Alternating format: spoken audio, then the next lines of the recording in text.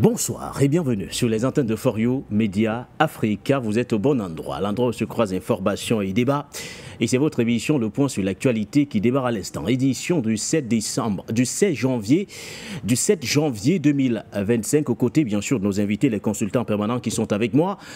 Nous reviendrons largement ce soir autour de la sortie du président français Emmanuel Macron qui a défendu la politique africaine de la France lors de la cérémonie, lors de la conférence de cette conférence des ambassadeurs, rejetant bien sûr l'idée d'un retrait des soldats français du continent et justifiant justement ce départ des forces françaises par ces coups d'État qui ont été enregistrés. Deux principales articulations choisies à cet effet.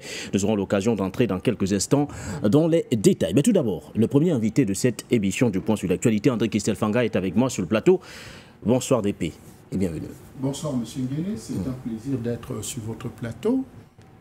Vous savez que l'engagement que nous avons pris de défendre notre continent, les peuples opprimés de la terre, reste intact. Et je crois que 2025, nous allons encore monter d'un cran pour justement davantage parler, discuter, échanger, informer, n'est-ce pas, sensibiliser, mobiliser les troupes pour justement atteindre ces objectifs-là. Donc merci pour cette invitation. Salut à tous les téléspectateurs partout où ils se trouvent, n'est-ce pas, que ce soit en Afrique, que ce soit en Occident, peu importe où ils se trouvent, sentez-vous saluer et notre engagement, n'est-ce pas, reste intact. Un engagement qui ne faillit pas, bien au contraire. Révigoré, je l'imagine bien, par la sortie du président français Emmanuel Macron, qui se prépare, ou du moins qui peaufine soigneusement son plan de récolonisation du continent africain. Mais de façon générale, que faut-il retenir de la sortie du président français qui s'est adressé à ses diplomates? C'est comme une rentrée solennelle des classes, André Kistel Fanga, et on envoie ses enfants à l'école en leur donnant des instructions bien précises. Mais au passage, il justifie également sa politique étrangère sur le continent africain. Il n'y est pas allé de main molle. La chronique de cette émission du Point sur l'actualité est signée Tchabi.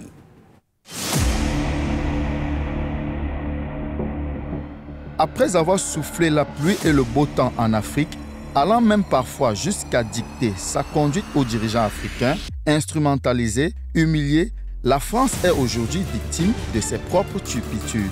Cette réalité, Emmanuel Macron a du mal à l'assumer, au point de refuser de tourner le dos à un continent plus que jamais déterminé à s'affranchir du néocolonialisme occidental. Dans un discours empreint de paternalisme et de condescendance, le chef de la junte française a une nouvelle fois brillé par des propos polémiques, illustration de l'absurdité d'une rhétorique qui persiste à vouloir infantiliser les nations souveraines, oubliant opportunément l'histoire de celles et de ceux que bien souvent, relégués à l'ombre, ont défendu avec bravoure les intérêts de ceux qui se taguent aujourd'hui d'être des donneurs de leçons. Le dialogue avec l'Afrique ne peut pas être l'otage d'un panafricanisme de bonne aloi contemporain qui utilise en quelque sorte un discours post-colonial en ayant d'ailleurs des soutiens de revers qui sont les impérialistes d'aujourd'hui. Et donc cette espèce de combination de faux intellectuels manipulant les réseaux sociaux, utilisant le désarroi d'une jeunesse et les intérêts de la Russie ou d'autres en Afrique, soyons lucides. Et oui, c'est visiblement l'hôpital qui se moque de la charité. Sinon, comment expliquer qu'un dirigeant qui dit être doté de l'intelligence, qui fait décidément défaut aux panafricanistes, balaie sans aucun scrupule et d'un revers de la main les échecs à répétition essuyés par Paris en Afrique. Un rejet synonyme d'une pseudo-influence alimentée jusqu'ici par la fameuse France-Afrique. Tenter de répondre à cette question, c'est mal connaître le personnage Macron, plus ambivalent qu'un mythe, capable de dire une chose et son contraire en un laps de temps. Donc je pense que notre politique est la bonne. Elle repose sur le courage du président Bazoum, sur l'engagement de nos diplomates, de notre ambassadeur sur le terrain qui reste malgré les pressions, malgré tout et malgré toutes les déclarations d'autorité illégitimes, grâce à l'engagement de nos forces de sécurité intérieure et de nos militaires. À partir du moment où il y a eu des coups d'État, où les gens ont dit « notre priorité, c'est plus la lutte contre le terrorisme, c'est ceci ou cela qu'importe », la France n'y avait plus sa place, parce que nous ne sommes pas les supplétifs de putschistes. Donc on est parti. Et ensuite, on a décidé, ça c'est le deuxième volet, de réorganiser notre présence militaire. Passé maître dans l'art de se dribbler soi-même en gardant le ballon, Emmanuel Macron accumule à lui toute seule toutes les médailles olympiques. Quoi qu'il en soit, cette nouvelle sortie inopportune traduit ce que très peu ont le courage de le dire plus haut. La France ne changera jamais sa façon de voir l'Afrique et les Africains. Paris ne changera jamais de paradigme, encore moins d'approche. Pourquoi la France refuse-t-elle de partir? À quoi faut-il s'attendre avec la réorganisation dont parle Emmanuel Macron? Peut-on réellement reprocher aux pays africains de manquer de gratitude alors que Paris occupe depuis des décennies le rôle majeur joué dans sa libération par les Africains? Humilié par le chef de la junte française, quel enseignement les dirigeants africains doivent-ils tirer de cette nouvelle dérive? Voilà en quelques lignes les interrogations de cette émission du Point sur l'actualité. Bonsoir à tous et bienvenue.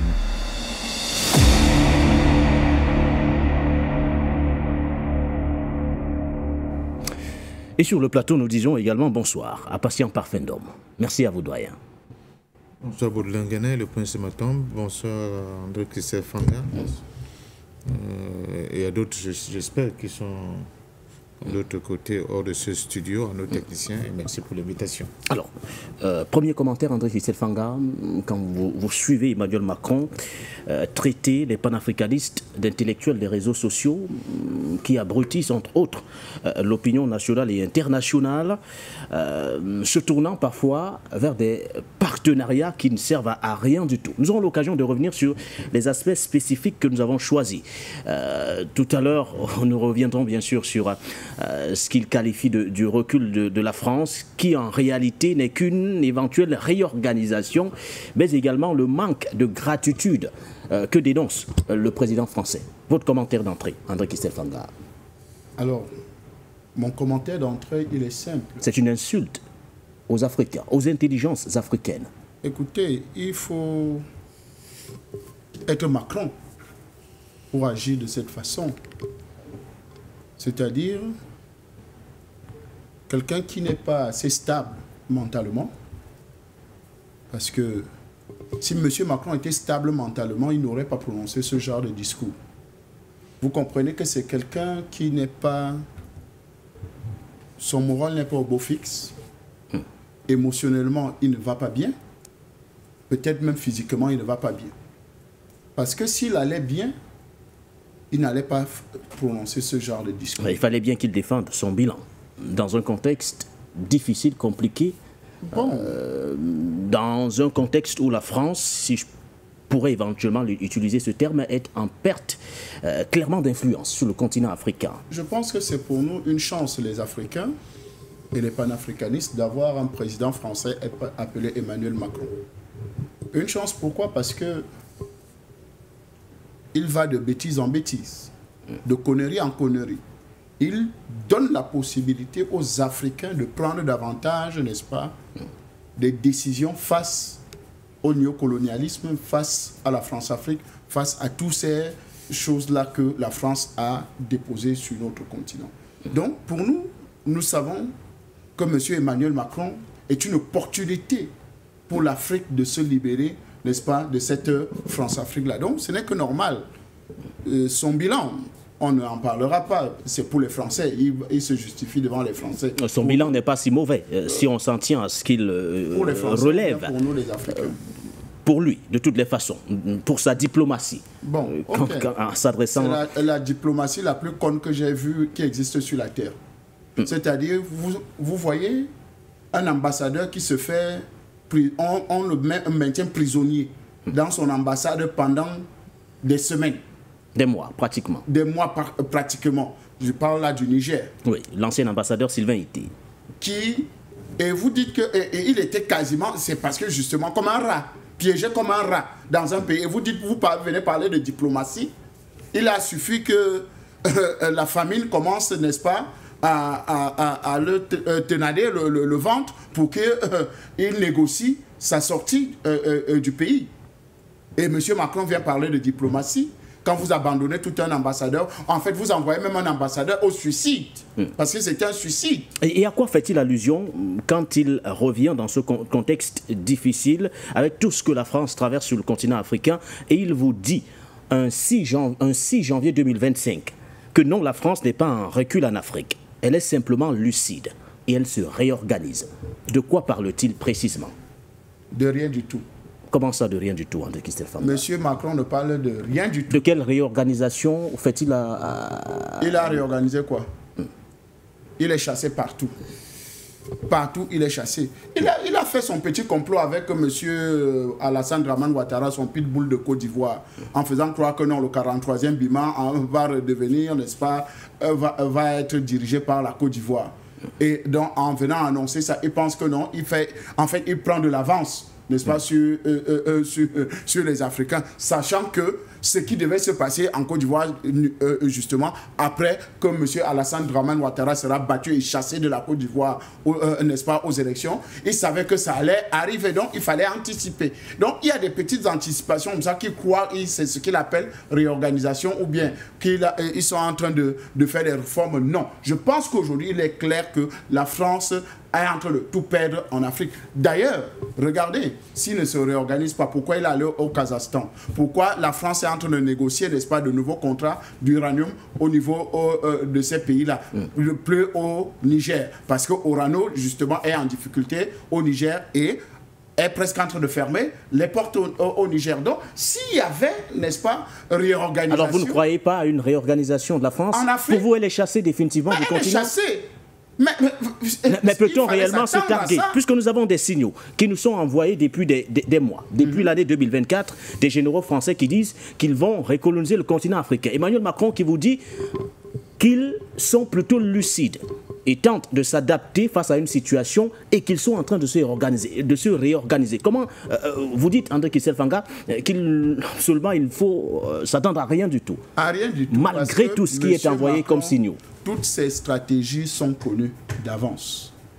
Je pense que quand il parle de réorganisation, c'est peut-être ces 300 ou 400 soldats qu'il a déposés pour déstabiliser le Niger.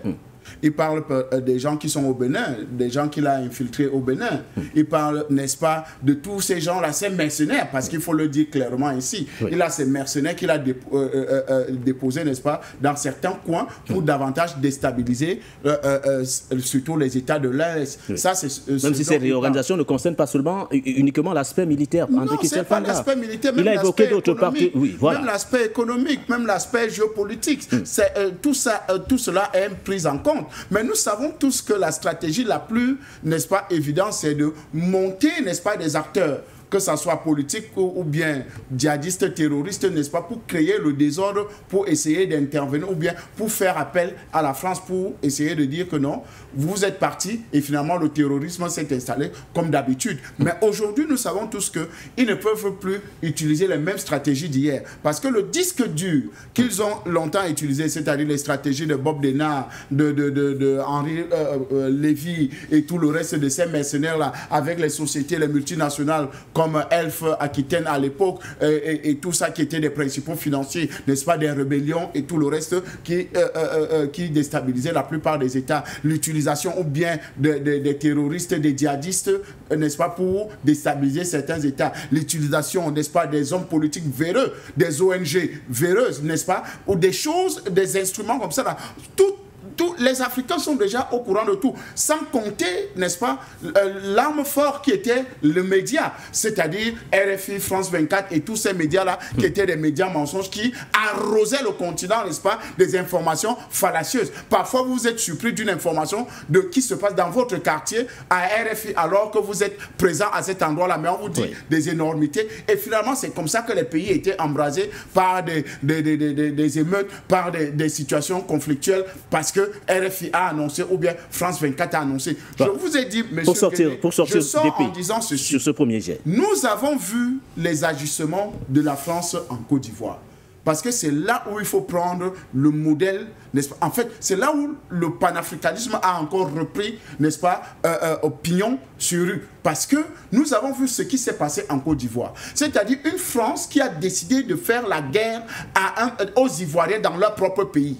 Ils se sont organisés avec leurs pitbulls, Kimba Fori, Soro Guillaume, Alassane Dramane Ouattara et les Dozo, et tous ceux qu'ils ont organisés, que c'était dans le domaine politique. Sans compter maintenant les installations militaires qui étaient, n'est-ce pas, en Côte d'Ivoire. Les opérateurs économiques qui étaient justement dans la même logique. Donc, ils se sont organisés pour mettre à sac la Côte d'Ivoire. C'est-à-dire de tuer les Ivoiriens de manière systématique. Si vous ratez en politique, ils ne vous ratent pas économiquement. S'ils vous ratent économiquement, ils ne vous ratent pas militairement. Donc c'est comme ça que la France s'est organisée, n'est-ce pas, pour détruire la Côte d'Ivoire et chasser le président Laurent Gbagbo du pouvoir, déstabiliser la Côte d'Ivoire et permettre que monsieur Alassane Dramane Ouattara puisse prendre le contrôle du pays jusqu'à produire les résultats que nous avons aujourd'hui. Donc je pense qu'aujourd'hui, nous avons compris cela et c'est la méthode française. On peut en prendre des milliers d'exemples comme ça là, en dehors de la Côte d'Ivoire. Mais nous savons tous que le panafricanisme a pris du volume quand nous avons vu ça et nous avons dit ça ne se passera plus jamais comme ça sur le territoire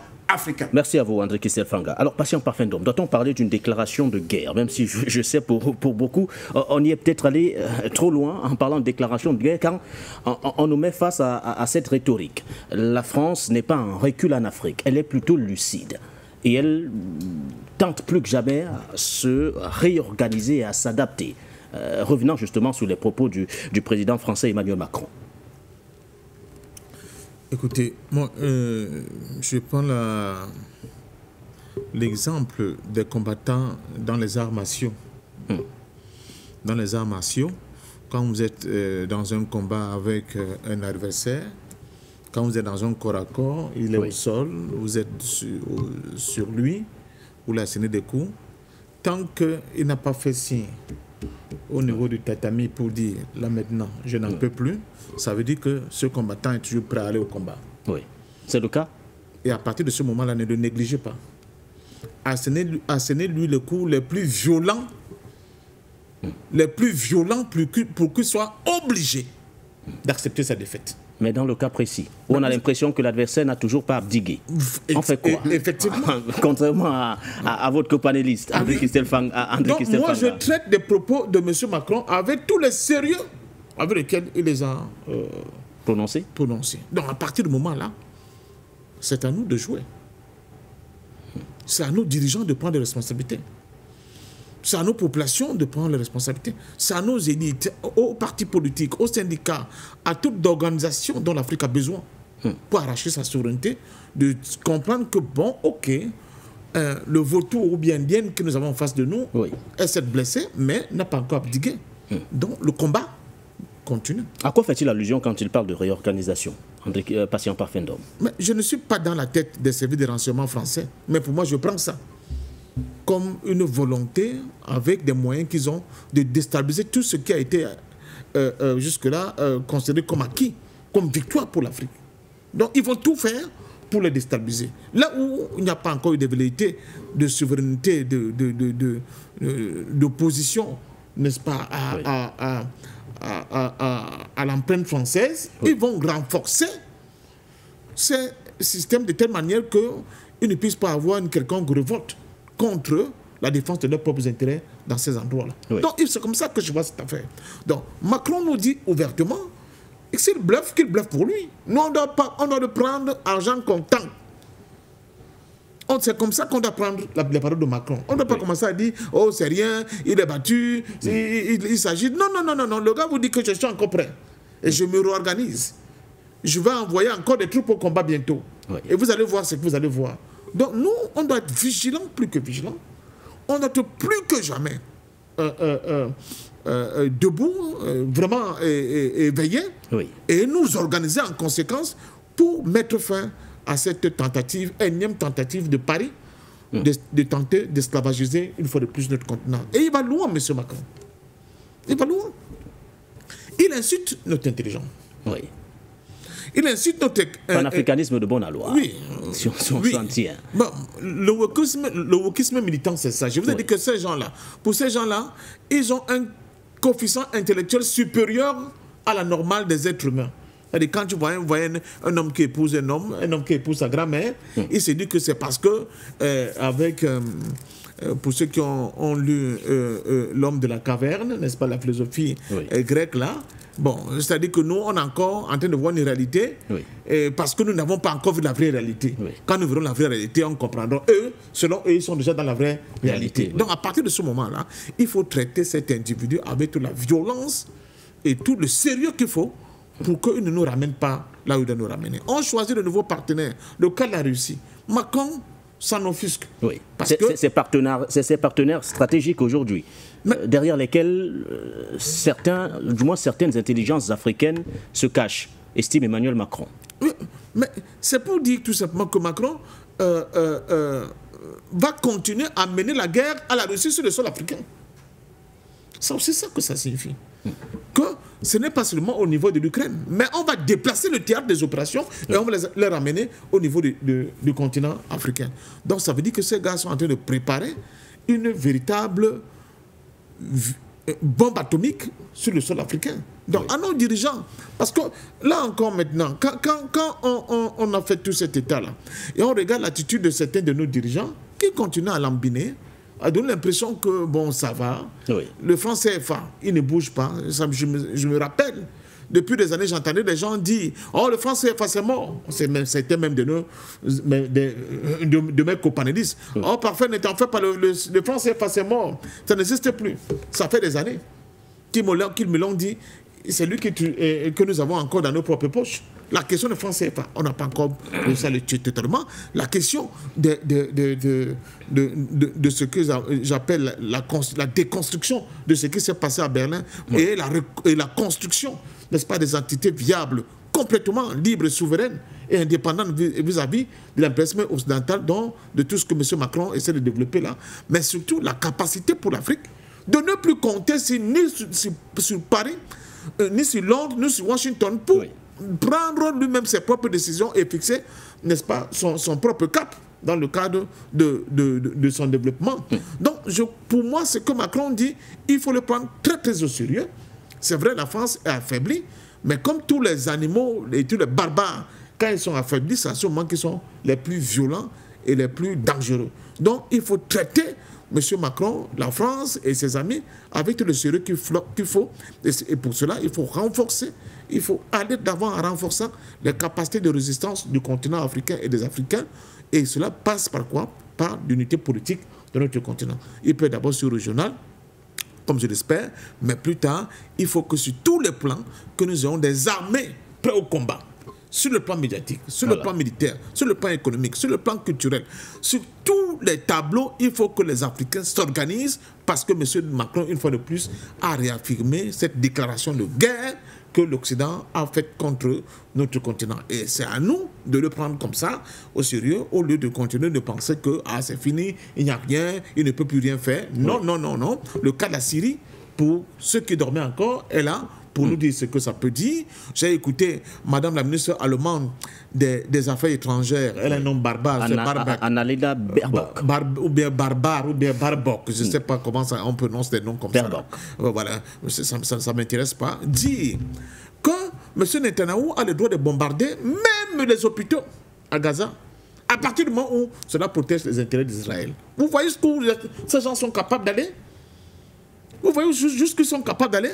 Donc ne croyez pas que nous sommes là, tout le monde il est beau, tout le monde est gentil, parce qu'on a engrangé des victoires d'étape, que donc tout est réglé. Non, nous devons davantage nous mobiliser pour gagner définitivement sur cette France qui ne veut rien entendre, jusqu'à ce qu'il tape sur le tatami ou bien lève le bras et dit que je n'en peux plus, j'ai été vaincu. Là maintenant, on verra ce qu'il faut faire. Mais tant que M. Macron et ces gens ne l'ont pas encore fait, en nous imposant encore le franc CFA, en nous imposant encore un certain nombre d'accords économiques qui ne vont pas dans le sens de la protection des intérêts de l'Afrique, en nous imposant encore le FMI qui vient de temps en temps comme un violent gendarme avec un gourdin, nous imposant, n'est-ce pas, un certain nombre de directives, en nous imposant encore un remboursement de cette fameuse dette dont nous savons pertinemment qu'elle n'a pas du tout profité au continent africain, mais surtout en imposant la tête de nos États, pour la plupart des temps, des hommes liges à qui, n'est-ce pas, au wokisme international,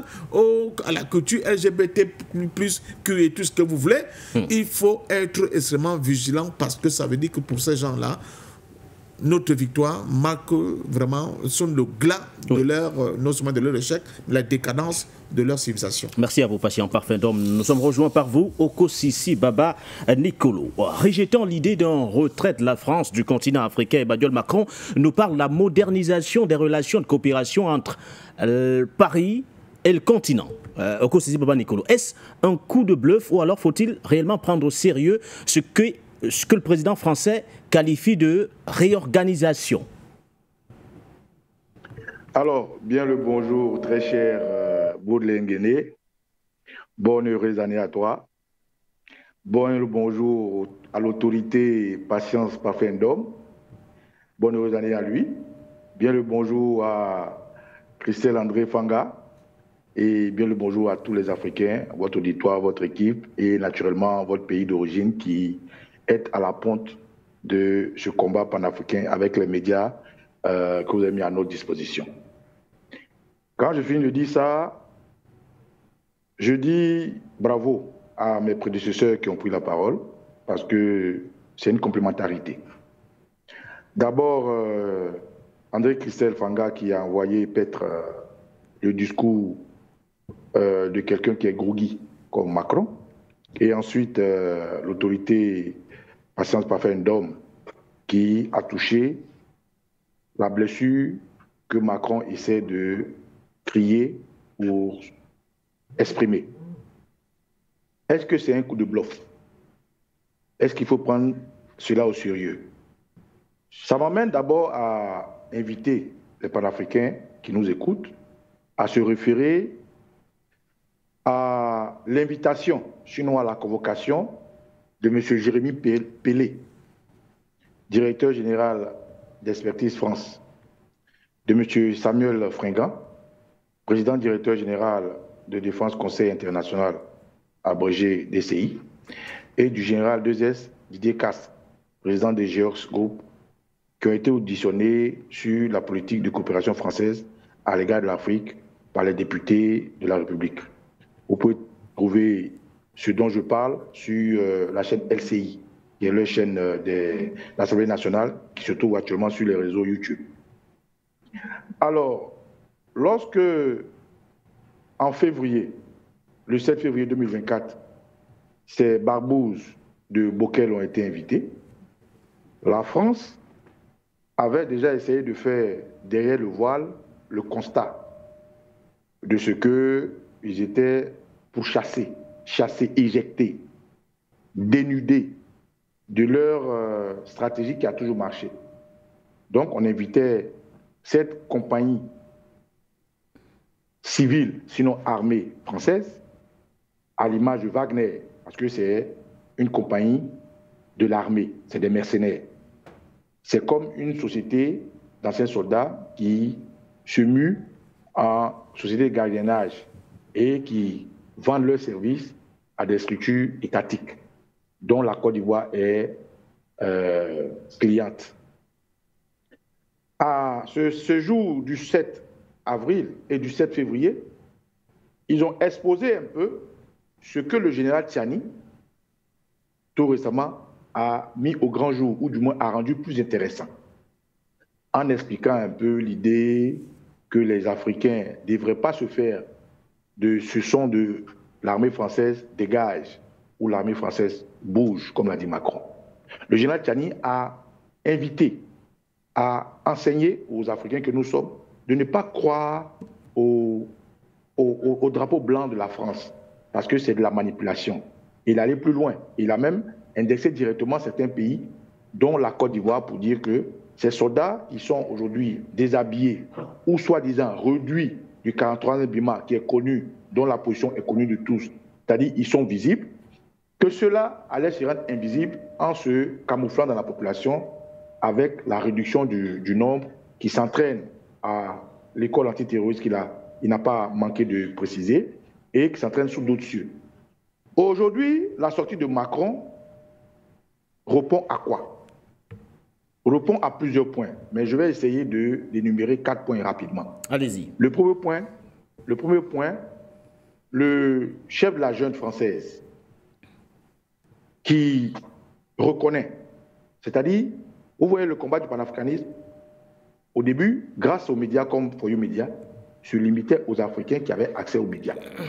Puisque eux, leurs médias sont plus larges par la faute de la colonisation, par la faute de ce que la communication est une arme, par la faute de ce qui veut nous vassaliser.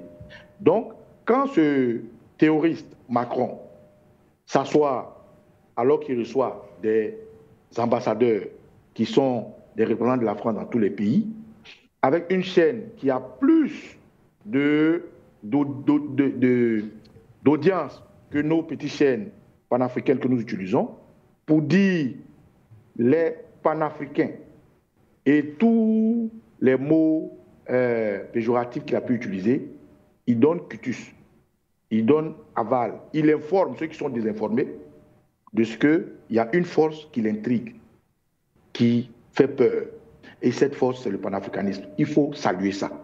Il faut saluer des gens comme Patience Parfait-Ndom, il faut saluer les gens comme André Christelle Fanga, il faut saluer tous ceux que vous invitez sur ces plateaux, il faut saluer tous les combattants qui viennent, il faut vous saluer. Parce que nous, on ne savait pas qu'au-delà de nos petites émissions, au-delà de notre petite audience, on faisait écho. Donc Macron vient d'informer d'autres personnes, puisqu'il est président de la République française, qui est une puissance reconnue mondialement. Il informe le continent américain, il informe le continent asiatique, il informe le continent européen, le continent africain, de ce qu'il y a une force qu'on appelle le panafricanisme.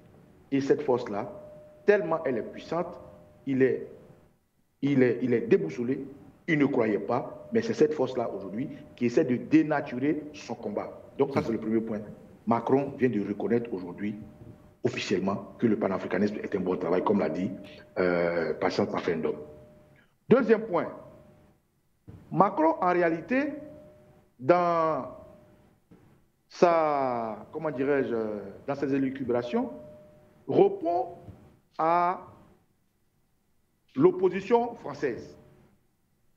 Et cette opposition française qui, lorsque les panafricains ont mis sur le tapis de la communication l'échec de l'ancienne politique française sur l'Afrique, lorsque l'avènement de l'AES, l'avènement des BRICS, la débandade au niveau de l'Ukraine, nos médias ont pu imposer dans leurs médias à travers des personnes interposées que les Français sont chassés. Macron a été attaqué à boulet rouge par l'opposition, dont Marine Le Pen, Mélenchon en tête de liste et les autres. Et qu'est-ce que Mélenchon dit? Mélenchon fait un tweet, il dit ceci, que je vais vous lire. Il dit « L'armée française est expulsée de Côte d'Ivoire par celui qu'elle avait installé au pouvoir. Et du Sénégal, rayé de la carte. Le vieux monde ne doit pas nous entraîner dans son néant. Il est temps pour la France de passer à d'autres relations avec les peuples d'Afrique. Le modèle diplomatique insoumis est l'avenir. » Donc, la deuxième partie qu'il faut retenir dans ce discours de Macron, c'est qu'il répond aux élus français qui exposent son échec. Il répond à toute cette classe qui n'accompagne pas Macron dans sa mauvaise politique et dans la diplomatie, où il a échoué, comme l'a dit très bien comment dirais-je, André Christelle Fanga. Au-delà de ça, il profite de la réponse qu'il donne aux hommes politiques français qui, comme Mélenchon, n'a pas manqué de visiter le Sénégal, comme Marine Le Pen, qui va souvent dans les pays d'outre-mer, qui sont typiquement africains, même déportés. Il répond à ceux-là qu'il pense avoir aidé, que sans la France, l'Afrique ne serait pas là. Mais il ne parle pas de nous, notre Afrique. Hein. Il parle de l'Afrique qui, la nuit, discute avec lui. Il parle de l'Afrique qui l'a aidé au XXIe siècle à s'asseoir, parce qu'il vient d'arriver Macron. Il ne peut pas s'arroger la victoire des autres comme De Gaulle sur l'Afrique et des Focas, parce qu'il n'était pas né comme il a dit dans son truc. Il a bien dit, il a bien parlé des liens où l'Afrique et la France, ils n'étaient pas encore nés. Tout ça, c'est des mots qui sont importants. Quand Macron finit de dire ça, il danse le Sénégal, il tense le Tchad en premier. Et le Tchad a répondu. Nous, on est informé, si vous ne savez pas, le président tchadien a répondu rapidement à Macron de s'occuper de ces oignons qui pourrissent là-bas. Quand il tense le Sénégal, qui n'a même pas, parce que Macron, il a un problème de mémoire, comme l'a dit Christelle Fanga, il a un problème de mémoire. Soit il n'est pas bien portant, soit il pense qu'il est un dieu, mais je comprends. Quand quelqu'un se fait prendre par un autre homme, quand quelqu'un décide d'aller au-delà de nos valeurs pour dormir avec celle qui est chez nous une valeur, une grande mère, on peut comprendre qu'il soit aussi arrogant, malpoli, irréversieux et aussi guindé. Alors, ce monsieur dit que sans lui, l'Afrique, ce n'est pas où l'Afrique est. Il est répondu totalement par monsieur le Premier ministre du Sénégal, qui lui dit, sans les Africains, aujourd'hui, la France serait sénégalaise. Donc, le deuxième point, Macron répond. Et il règle ses comptes avec certaines personnes qui ont répondu automatiquement. Donc, il précise encore qu'il y a certains qui n'ont pas voulu partir. Quand Macron dit ceci, qu'ils ont forcé la main, que certains ne voulaient pas partir, Macron parle des gens comme Alassane Ouattara, qui est venu au lendemain se vanter, se gargariser de vouloir, de ne pas vouloir partir. Donc, du coup, Macron dit, mais quand bien même aujourd'hui les Mélenchon nous critiquent, quand bien même les gens disent qu'ils nous ont chassés, mais il y a d'autres chefs d'État qui ont refusé que nous dégagions, mais on a bougé. On a bougé, ça veut dire quoi? Il ne dit pas on a bougé, on est parti. Bouger, c'est quitter un point A à un point B. C'est faire un mouvement. Mouvement comment? Mouvement qu'il expose dans le point 3 pour dire que c'est une manière de repenser l'avenir. On a constaté que l'ancienne manière de gérer l'Afrique a changé, le monde a évolué.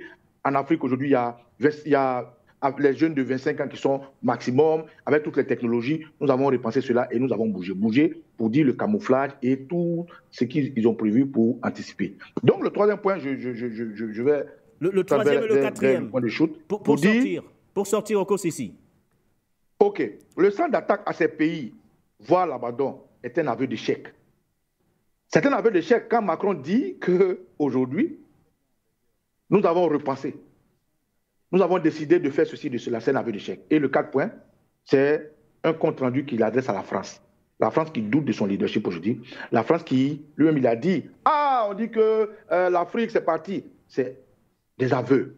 C'est un mea culpa que Macron fait à la France. C'est un Macron qui est groggy, un Macron qui est assommé, un Macron qui est éprouvé, un Macron qui, aujourd'hui, ne vaut plus rien qui se débat et qui singe devant ces ambassadeurs qui souffrent, comme il le dit, dans ces pays qui ne les veulent plus. En réalité, Macron a réalisé que les panafricains ont amené la barre très haute et la France-Afrique, c'est terminé et c'est nous qui l'avons imposé grâce à l'AES. Alors, bonne heureuse année et bravo à l'Afrique. Il faut tenir cette barre. Bravo à For You Media, bravo à ses compatriotes qui se battent et bravo à toute l'Afrique. Merci à vous, Kosisi Baba Nicolo. C'est une fuite en avant. Parlons justement d'un autre aspect qui intéresse bon nombre d'observateurs. La question autour des bases militaires françaises démantelées tout récemment encore au Tchad, au Sénégal ou encore en Côte d'Ivoire. Écoutons tout d'abord Emmanuel Macron. Et juste après, bien sûr, vous reviendrez. Parce que ce qu'il dit est tout de même ahurissant, loin de l'euphorie que l'annonce de la rupture de l'accord de défense entre N'Djamena et Paris avait suscité. Je pense que Patient Parfait d'Homme en sait quelque chose. Nous allons écouter Emmanuel Macron et juste derrière, nous allons commenter. Je le dis en tant que président de la République, né après la décolonisation, dans un continent qui a 75% à moins de 25 ans. Le dialogue avec l'Afrique ne peut pas être l'otage d'un panafricanisme de bonne aloi contemporain qui utilise en quelque sorte un discours post-colonial, en ayant d'ailleurs des soutiens de revers qui sont les impérialistes d'aujourd'hui. Et donc cette espèce de combination de faux intellectuels manipulant les réseaux sociaux, utilisant le désarroi d'une jeunesse et les intérêts de la Russie ou d'autres en Afrique, soyons lucides, mais n'y cédons pas. Et donc dans ce contexte-là, non, la France n'est pas en recul en Afrique. Elle est simplement lucide, elle se réorganise. Comme on est très poli, on leur a laissé la primauté de l'annonce. Et vous ne vous trompez pas, c'est nous qui l'avons... Et parfois, il a fallu pousser. Mais pas parce qu'on est poli, correct et qu'on se réorganise nous-mêmes, qu'il faudrait que ce soit retourné contre nous en disant ils sont chassés d'Afrique. Je peux vous dire que dans bien de ces pays, on ne voulait pas enlever l'armée française ou même la réorganiser. mais on l'a assumé ensemble. C'est ça le partenariat. Et donc oui, nous sommes en train d'ouvrir un partenariat de sécurité et de défense nouveau, où on aura des bases stratégiques. Djibouti en fait partie, c'est pourquoi elle est d'une toute autre nature. Je l'évoquais devant nos militaires, elle sera pérenne, stable, parce qu'elle est régionale.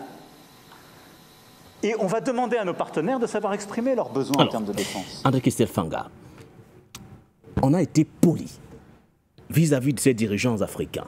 Et parfois même en leur laissant la primauté de l'annonce. Et parfois même, il a fallu qu'on leur donne un coup de pouce. Parce que certains d'entre eux ne souhaitaient pas voir l'armée française partir. André-Christophe Fanga, en parlant, je pense que c'est hier encore, j'ai échangé en off avec Patient Parfum d'Homme et je disais personnellement que j'ai honte à la place des dirigeants africains, André-Christophe Fanga, quand un président français part de la sorte, traite nos dirigeants de la sorte. Commentaire des pays. Alors, monsieur Nguéné, je vous ai dit que Macron n'allait pas bien. Rappelez-vous. Est-il le seul à blâmer? Non, non. Dans cette histoire? Allons doucement. Allez-y. Je voudrais convoquer ici M. Jean-Marie Bockel, envoyé personnel de M. Emmanuel Macron. En Afrique. En Afrique. Parce qu'il faut bien comprendre les tissus de mensonges. M. Jean-Marie Bockel fait une interview après avoir rencontré le président Alassane Dramane Ouattara, après avoir rencontré, je crois, le président du Tchad, après avoir rencontré celui du Gabon, et peut-être aussi, je crois qu'il devait aller au Sénégal. Il devait aller au Sénégal, mais le contexte n'était pas approprié. Avant cette interview. Il nous dit, dans cette interview, que la Côte d'Ivoire, le Gabon, le Tchad, n'est-ce pas, lui ont donné l'accord que les bases militaires ne vont pas bouger. Oui. Qu'ils sont d'accord avec ça. Je dis bien, monsieur Jean-Marie Bockel, vous pouvez retaper encore cette interview, vous écoutez très bien. Envoyé personnel de qui? D'Emmanuel Macron. Emmanuel Macron en Afrique. D'accord. Il échange, il fait son interview. Quelques jours après, le Tchad décide de fermer la base militaire ou bien de chasser les militaires français. Alors que l'envoyé personnel de monsieur Macron vient de nous dire que non. Je me suis entretenu avec lui et ils sont tous favorables. Avant ça, la France annonce une réorganisation de ses bases militaires en Afrique. C'est-à-dire, au Sénégal, il y a près de, je crois, 1000 soldats. Ils seront réduits à 300 ou 350. Même chose en Côte d'Ivoire. Une baisse drastique des effectifs militaires en Afrique. Tracé, bien précis par M. Emmanuel Macron. Le plan était bien défini. Je vous prends ça, deux exemples concrets. Pour comprendre que ce boni menteur, qui n'a plus son cerveau en place, qui vient faire croire que non, ils se sont entendus, avec, ou bien c'est eux qui ont organisé... Il parle d'un partenariat. Il dit que c'est aussi ça le partenariat. Le seul partenariat qui existe entre la France et l'Afrique actuellement, c'est celui avec M. Alassane Dramane Ouattara. Donc Emmanuel Macron raconte des boniments. Clairement pour vous. C'est un boni menteur. Si son envoyé spécial est un boni menteur, ça veut dire que lui-même, son envoyé personnel est un menteur. Ça veut dire que lui-même est un menteur de grosse, n'est-ce pas, de grosse envergure. S'il l'est, ça veut dire que pour vous, la décision du retrait des soldats français a été prise en toute souveraineté par les États concernés, André-Christophe Fanga? La plupart des États, c'est-à-dire, par exemple, le Tchad, c'est une décision qui était prévisible. Donc, c'est les Tchadiens qui ont décidé, et le président de la République qui a décidé de faire partie ces bases militaires-là. Donc, ça n'a rien à voir... Une décision prise pendant la visite du chef de la diplomatie française au Tchad. Mais bien sûr. Jean-Noël Barrot.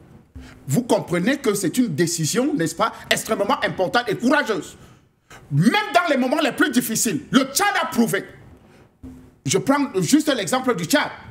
Pour vous dire que tout ce que M. Emmanuel Macron essaye de faire croire que non, c'est eux qui ont motivé, n'est-ce pas, l'annonce, que l'effet d'annonce simplement, hein.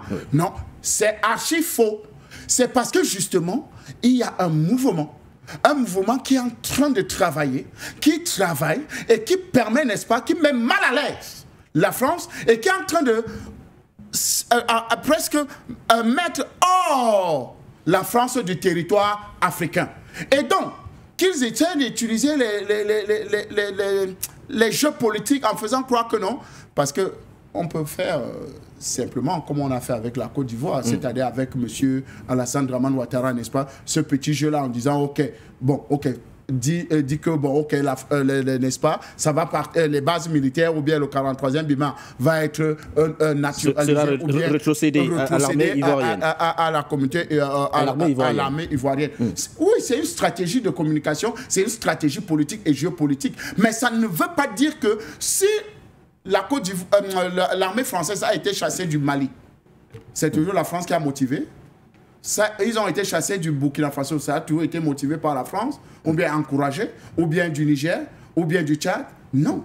Ou bien en Centrafrique même, bon, malgré qu'ils sont en train de revenir d'une autre façon. Mais nous savons tous que les Africains sont en train de travailler. C'est pour ça qu'il faut comprendre le discours de Macron très bien.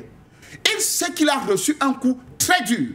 Et il veut maintenant, n'est-ce pas, renverser la tendance, n'est-ce pas, de ce qui est en train de se produire, pour vouloir faire croire que non. Oui.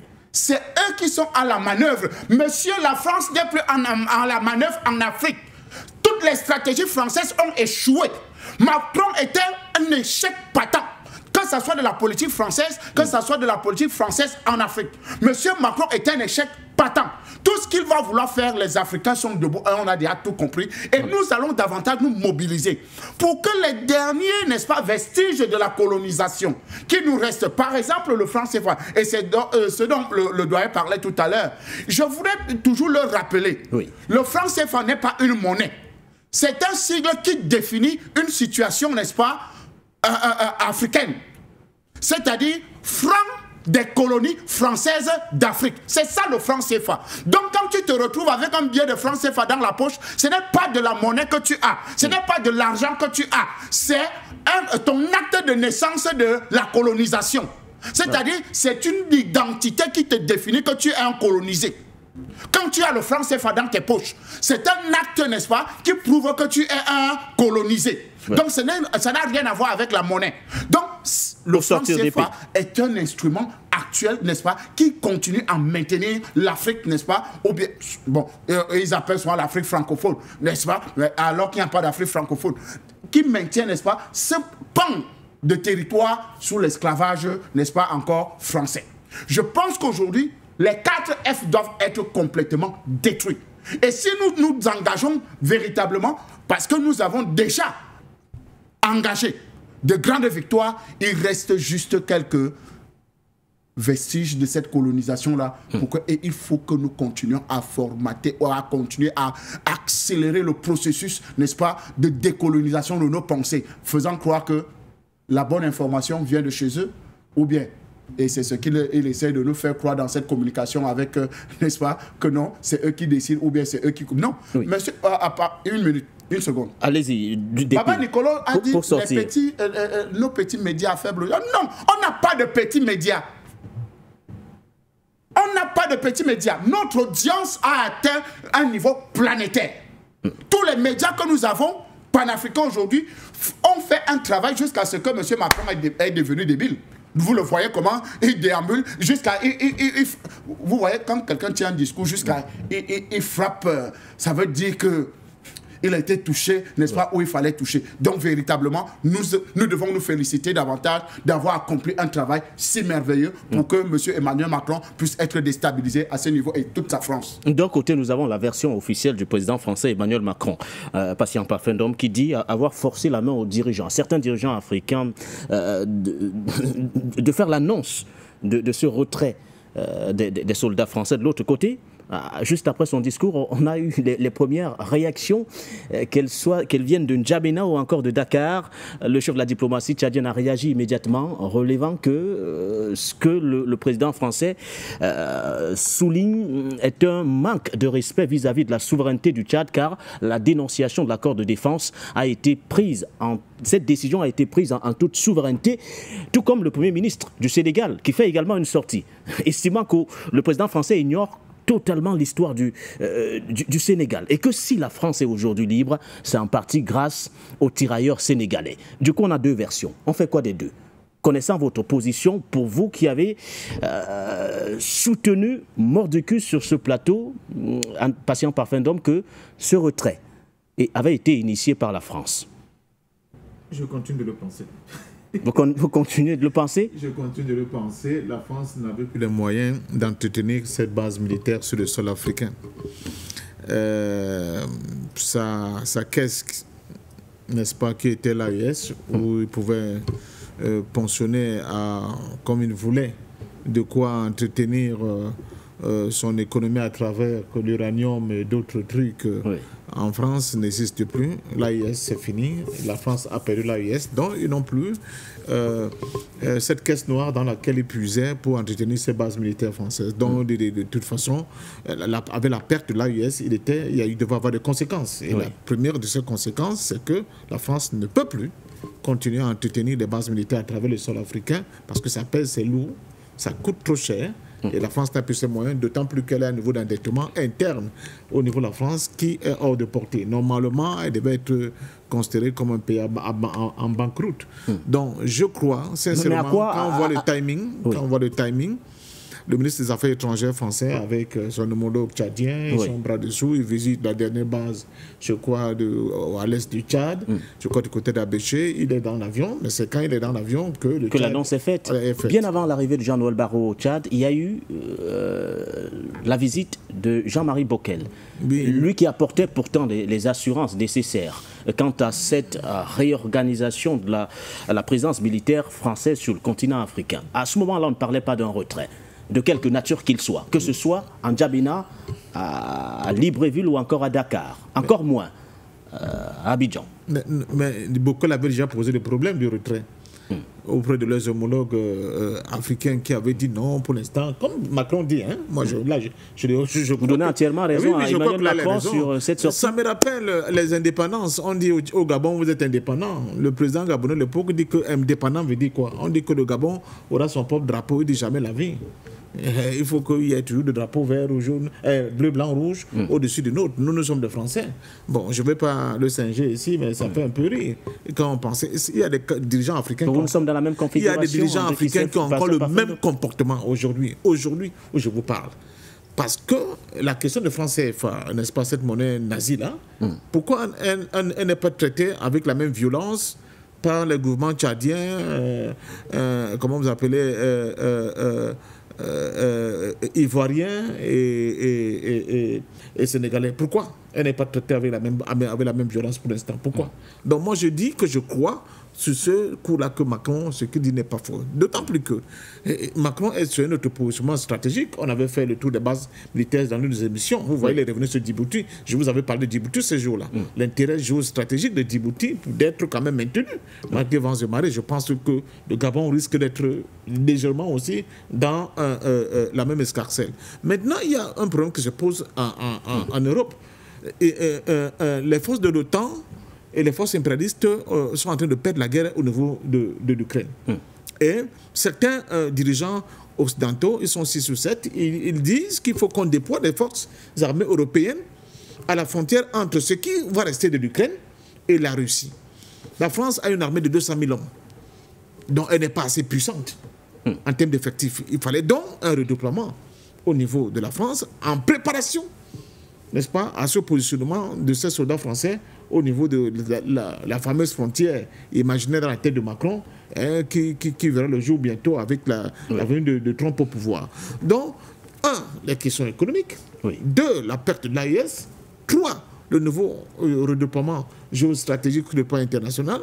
Tout ça est tellement lisible que je pense que le discours de Bockel, c'était de dire à ses interlocuteurs, on ne peut plus. Et certains de ces interlocuteurs, je prends André Christophe Fanga à témoin, je ne suis pas sûr que Ouattara lui a dit, non, c'est bon, maintenant, dégagez. Faisons attention. Ce n'est pas parce que quand c'est Ouattara, vous le voyez autrement, et quand c'est Kaka Déby, le maréchal, entre-temps, parce que tout a été tellement bien programmé, écrit comme sur du papier à musique, et puis, bam, on a décidé qu'ils vont partir. L'autre dit non, mais le ministre des Affaires étrangères tchadien, porte-parole du gouvernement, dit que non, mais ce n'est pas une rupture, À la nigérienne. Comme c'est fait le cas avec les gens du Niger, de Burkina et de Mali. Non, nous on maintient de bons rapports avec Paris. Mais entre-temps, le cordon de maréchal est passé par là. Je crois qu'on attend celui d'empereur bientôt. Je vous dis que ces gens-là, ce que Macron dit n'est pas totalement faux. Voilà. Ce n'est pas totalement faux ce que Macron vient de dire. Sur ce coup-là, parlant du départ des troupes françaises d'Afrique, je ne pense pas que Macron était totalement à côté de la plaque. Il y a ce que le président français Macron dit, il y a la version des pays concernés, mais à côté, il y a tout de même... Je ne peux pas parler de sollicitation, mais de ce que le président français qualifie de manque de gratitude. Tout de même, les soldats français ont été déployés sur le continent africain. La plupart, selon lui, ont permis à ces dirigeants de rester au pouvoir dans des États souverains qui ne l'étaient pas auparavant. Et là, il dit, ils ont oublié de nous remercier. Oui, mais là, je réponds à Macron. Je n'ai pas envie d'aller Que faut-il répondre au président français? Je réponds à Macron, je n'ai pas envie d'aller dans le sens de M. Sonko. Non, pas du tout. Je dis à M. Macron, et vous vous souvenez, quand M. Macron est venu en visite au Cameroun, nous avons initié une organisation, Meki Africa, on était sur le plateau de Forieux à l'époque, pour dire à M. Macron d'arrêter un peu et pour traiter les Africains d'hypocrites. Il n'est pas son premier coup, hein, ce type. Il traitait M. Macron d'hypocrite. On dit s'il y a quelqu'un qui est hypocrite, mais c'est bien vous, M. Macron. Parce qu'on ne parle souvent des tirailleurs sénégalais. D'abord, il faut qu'en ce qui concerne les guerres mondiales, qu'on revoie un peu cette affaire des tirailleurs sénégalais. Nous rappelons à Macron, à M. Macron, que c'est ici, chez nous au Cameroun, dans la ville de Douala précisément, un certain 27 août 1940, que les premiers Fox ont été organisés pour libérer la France. Tout est parti de Douala au Cameroun. Parce que tout le long de la côte ouest, c'était les vichistes qui étaient là-bas, les pétainistes. Ils ne voulaient pas de M. de Gaulle et de son sous-fifre qui est devenu plus tard le marshal comment on l'appelait, Leclerc. Le gars de Haute-Cloque, le lieutenant de Haute-Cloque, qui est devenu marshal. À partir de Douala, tout s'est passé à partir de Douala. Donc ce sont des forces armées, la jeunesse africaine, dans un premier temps. Partir du Cameroun, Gabon, Congo-Brazzaville, Tchad, Centrafrique et Tchad après, qui ont livré la bataille de Birakem, de Koufra, etc. Qui ont vaincu le renard du désert, le général Rommel. Macron doit le savoir. Et les gens comme le docteur Bébé, il dit qu'ils ont fait la campagne d'Italie. Monsieur Macron ne peut pas payer cette dette de sang. C'est la question du contentieux historique que nous avons de Paris. Là, il voudrait qu'on remercie plutôt le rôle joué par les soldats français. Quels soldats français? Dans la lutte contre le terrorisme. Il y a certains cas qui sont cités tout de même, patient Parfendo, mais la France qui en 2013 avait été appelée à la rescousse lorsque les djihadistes déferlaient sur Bamako. Cette même phrase qui avait volé au secours du régime du feu Idriss Déby lorsque les rebelles étaient aux portes de N'Djamena. Tous ces exemples sont mis aujourd'hui sur la table, estimant qu'il faudrait remercier le déploiement, ou du moins la France, pour ce déploiement. Nous sommes dans la vérité. Nous ne disons pas que non. Ces régimes ont eu des rapports particuliers avec la France. Mais le Mali a très vite déchanté, au point où de se rendre compte que entre les applaudissements envers M. Hollande et la réalité de la poussée terroristes qui étaient sur le point d'envahir totalement même Bamako, je crois qu'ils ont compris que cette France n'était pas venue libérer. Pour les relations entre la famille Déby et la France, c'est autre chose. C'est pour ça que je continue de vous dire, le maréchal peut être empereur demain, et tout le ramdam qu'ils font en donnant l'impression que c'est eux qui ont déclenché quelque chose, moi je ne crois pas. Non, je continue quand même d'insister sur un facteur, Baudelaire Guénin. Il ne faut pas que vous allez sortir par là. Je sors par là. Que M. Macron oublie. Il ne faut pas que M. Macron oublie. Il dit qu'il n'était pas né. Je sais que... que la République est née après la... Oui, mais comme il n'a pas la mémoire, il ne peut pas savoir ce qui s'est passé. Le débarquement en province fut plus important que le débarquement en Normandie. Aujourd'hui, les gens commencent enfin à dire la vérité. Donc si Macron est libre là, c'est deux. C'est les Africains et les Soviétiques. Les Russes, si vous voulez. On a perdu des milliers d'hommes. Oui. Parce que souvent, quand on ramène ça à tirailleurs sénégalais, bon, les gens, même les enfants me disent, bon, papa, donc il n'y a que les Sénégalais qui ont combattu pour le compte, pour la Seconde Guerre mondiale. Je leur dis non.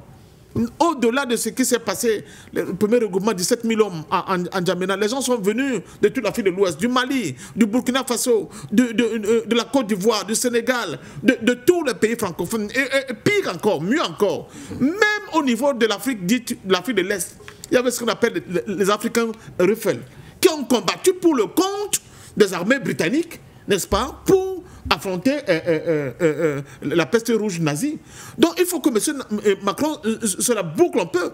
On peut voir que peut-être c'est au minimum 1 à 2 millions d'Africains qui sont morts, n'est-ce pas, pour libérer la France de cette peste brune.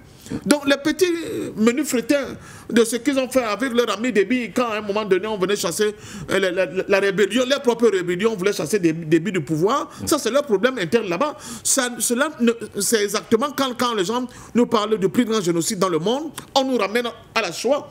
Pas que la Shoah ne fut pas un génocide, mais est-ce que pour comparer la Shoah avec la traite des Noirs, il n'y a pas de comparaison.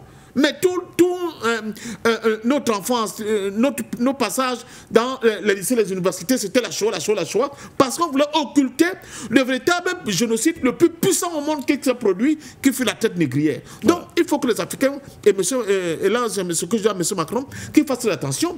Et c'est ça, vraiment, qui est l'échec de la France. Parce qu'on a, tout à l'heure, Fanga parlait de dirigeants débiles, mais des dirigeants qui n'ont aucune conscience historique, qui se mettent devant les gens qui se sont réappropriés de leur histoire et qui comprennent très bien ce que nous avons payé comme prix pour libérer cette France-là qui bavarde là et qui continue de nous nuire à travers les dispositions qu'ils prennent, soit pour maintenir au pouvoir certains de leurs hommes liges, soit pour créer des guerres à travers les terroristes qui forment de gauche à droite, voilà. Mais surtout par leur tentative d'amener complètement tout le bloc occidentaliste, occidental, qu'on appelle l'Occident collectif, pour lutter contre l'Afrique, parce que l'Afrique a choisi de nouveaux partenaires comme la Russie, qui sont en train de leur tailler des croupières. C'est le problème de M. Macron, mais nous disons une fois de plus à nos dirigeants, arrêtez de nous infantiliser nous-mêmes.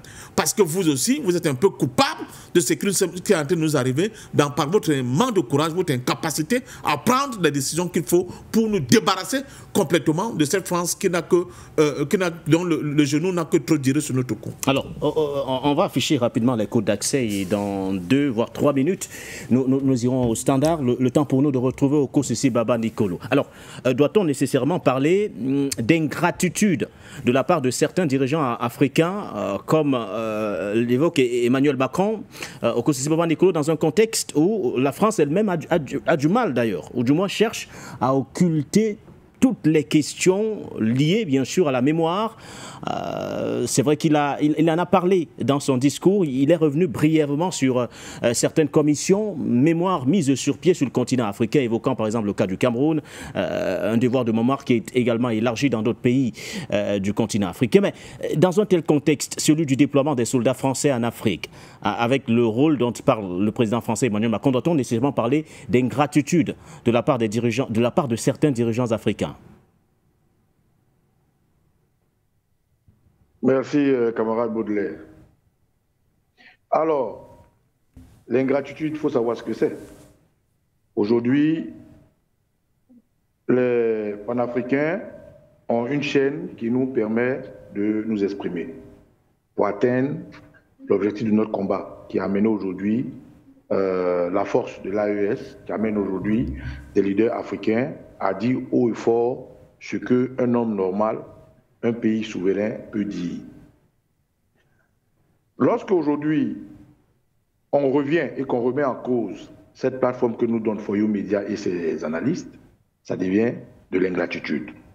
Je t'ai rendu service, le minimum c'est de reconnaître quand même que j'étais là quand tu avais besoin de ça. C'est ça l'ingratitude.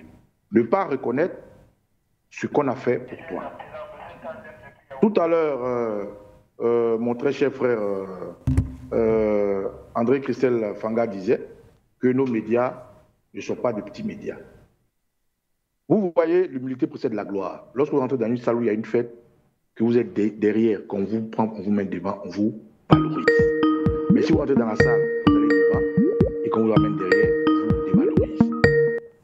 Quand Emmanuel Macron, nous savons, est président d'un grand pays comme la France, qui a la technologie, qui a les satellites, qui ont une audience en termes de médias, qui vont au-delà des frontières de la France, qui vont au-delà de plusieurs continents, en termes scientifiques, on ne peut pas dire que nos médias, dont nous sommes fiers du travail, dont nous sommes fiers de l'impact, parce que, je dis bravo, parce que l'impact de ces jeunes médias que nous sommes, qui avons combien d'années par rapport à ces médias que l'Europe utilise, c'est tout ça qui fait que je dis que nous sommes de petits médias, parce que notre date de naissance, notre impact, notre audience, on ne peut pas les comparer scientifiquement à ces médias-là. C'est pour ça que j'ai ce que je fais. Alors, est-ce que c'est de l'ingratitude? Je dis bravo, parce que l'impact de ces jeunes médias... Alors là, je ne sais pas, il y a un double son à la réalisation. Est-ce qu'on pourrait tout d'abord fermer le retour des appelants et laisser Okosisi aller au bout? Allez-y, Okosisi. Emmanuel Macron dit l'Afrique est ingrate, mais c'est une aberration, c'est grave. C'est pas, il y a un double son à la réalisation. Est-ce qu'on pourrait tout d'abord fermer le retour des appelants et laisser Okosisi aller au bout? Allez-y, Okosisi. Lorsque l'Afrique Macron sous-entend que l'Afrique est ingrate, c'est grave. L'Afrique, ce n'est pas un pays. Hein. L'Afrique, ce n'est pas les amitiés que Macron a avec des terroristes comme Alassane Dramane Ouattara. L'Afrique, ce n'est pas des amitiés que les De Gaulle avaient avec le président Oufoué, le président Oufoué Bongo. Mais l'Afrique, c'est un grand pays. Quand on vous parle de l'Afrique du Sud, quand on vous parle des pays du Maghreb, quand on vous parle des pays comme le Cameroun, quand on vous parle des pays comme le Nigeria, quand on vous parle des pays comme le Ghana, quand on parle des pays comme le... Mais c'est immense. Donc, réduire cette immensité de grande valeur à une petite phrase, mais c'est une insulte grave. C'est un déni de la réalité et c'est un mensonge. En même temps que je dis ça, si Macron décide de faire assassiner le fils Déby, pardon, papa Déby, parce que ce monsieur, grâce aux panafricains qui l'attaquent aujourd'hui, s'est réveillé pour dire on s'en fout de la démocratie du Tchad et il met le fils Déby. En ce moment, le fils Déby est ingrat vis-à-vis de Macron. Oui, ça Macron peut le dire. Quand Emmanuel Macron, dont les prédécesseurs ont imposé le terrorisme comme Alassane Dramane Ouattara, qui, parce qu'il a voulu singer à être panafricain, vient s'asseoir pour dire à partir de telle date, nous sommes de façon concertée, l'armée française sera, le 81 Bema sera rétrocédé. Il peut parler d'ingratitude. Et mieux, quand il parle d'ingratitude à ce niveau, il dit que c'est eux qui ont décidé. Il affirme de bouger. Macron dit ceci. Excusez-moi, je vais vous lire ça. Allez-y, Okosisi. En une minute, si possible, avant d'aller au standard. Merci de me donner cette minute-là, que je puisse vous lire ça. Macron dit ceci. Le retrait des forces françaises de certains pays africains procède d'une volonté de réorganiser stratégique de nos armées. Il ne dit pas de notre armée avec les Africains, de nos armées, leur armée, armée française. Où se trouve l'ingratitude? Avec toute l'Afrique. Parce que beaucoup de soldats français ne sont pas dans toute l'Afrique. Donc c'est un mensonge. Il dit ceci. Ce fut le sens de la mission que j'ai confiée à Jean-Marie Bockel, dont mes compagnons sont bien abordés, je ne vais pas me revenir dessus. Le général Tchani en a parlé. Mais puisque nous sommes polis, nous leur avons laissé la primauté de l'annonce. Je peux vous assurer que certains cas, ils ne voulaient pas signer cet accord. Il a donc failli leur forcer la main. Ce n'est donc pas vrai d'affirmer que nous avons été chassés d'Afrique. À ce moment-là, Macron parle à qui? Aux panafricains? Oui, nous avons aidé les pays africains à sortir grâce aux médias qu'eux-mêmes ont mis à notre disposition. Oui. Mais ces pays dont tu parles là, qui sont-ils? Il faut qu'ils les nomment. Alassane Dramane Ouattara a été ingrat vis-à-vis de la France parce que le timing où Alassane Dramane Ouattara, au lendemain de la nouvelle année, vient faire son discours et que Macron sort, on comprend aisément que Macron veut régler 2-3 petits points avec ses amis à qui il ne fait plus confiance. Il a parlé de l'Algérie, il a parlé du Maroc, il a parlé de plusieurs pays, il a parlé du Kenya, il a parlé du Nigeria, j'en passe. Qui a été ingrat vis-à-vis de Macron, ce sont ses copains et non l'Afrique. Si quelqu'un a été ingrat vis-à-vis de quelqu'un, c'est la France. Les leaders français, les politiques français. Quand M. Mélenchon dit ceci, je vous réponds, l'armée française est expulsée de Côte d'Ivoire par celui qui les avait installés. Et Mélenchon affirme clairement qu'à un moment donné, ils ont apporté, ils ont rendu service à des gens. Et c'est vers cela que Macron parle. Il ne parle pas de nous les Africains. Nous ne sommes pas ingrats. Si quelqu'un doit quelque chose à l'Afrique, c'est Emmanuel Macron. Je suis d'accord avec ce que Patience Ndom a dit, en disant que cette histoire de tirailleurs sénégalais, là, il faut qu'on mette un éclairci précis. Parce que tous les Africains ont été déportés, tous les Africains sont battus, ils ont pu se rassembler au Sénégal, à Gorée, c'est vrai, mais dire que le tirailleur sénégalais et se gargariser comme étant un travail seulement du Sénégal, je pense qu'il y a matière à remettre ça sur la table. Et pour finir, Mélenchon dit ceci, les propos du président Macron à propos du départ prétendument négocié de l'armée française au Sénégal et au Tchad sont démentis par deux pays. Encore une fois, la désinvolture et les paroles non maîtrisées aggravent les relations internationales de notre pays. La diplomatie insoumise permettra, les moments venus, d'autres résultats. Pourquoi? Ceux qui sont morts au jeu se sont mouchés, dont le président du Tchad, parce qu'on est tous témoins ici qu'après la mort du papa Déby, on a pris Kaka Déby, on l'a mis là. Ingratitude, ça va vers lui.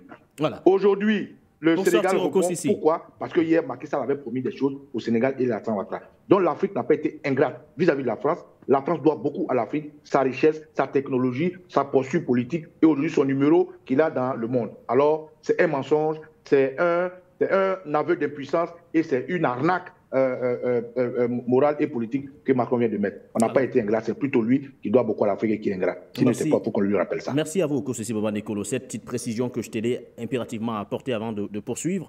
Le Premier ministre, Ousmane Sonko, ne s'est pas focalisé sur le cas des tirailleurs sénégalais. Il dit ceci dans le dernier paragraphe de son intervention.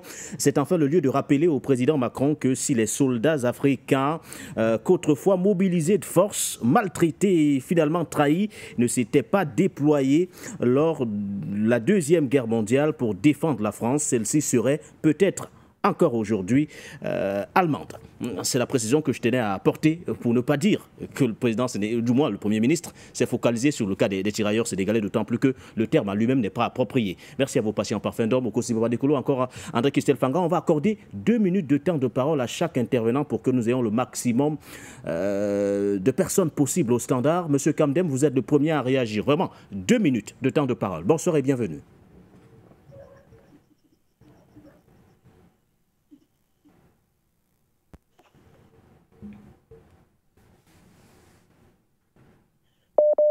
Oui, bonsoir mon très cher frère Nguélé. Bonsoir au doyen Parfum d'Or, à qui j'ai d'ailleurs un grand merci parce que là, il vient de nous ressortir l'historique d'une indépendance et il vient de donner là une leçon d'histoire à ce petit enfant de Macron qui n'avait jamais compris, n'est-ce pas, qui étaient les pays africains qui avaient, n'est-ce pas, libéré la France de son joug.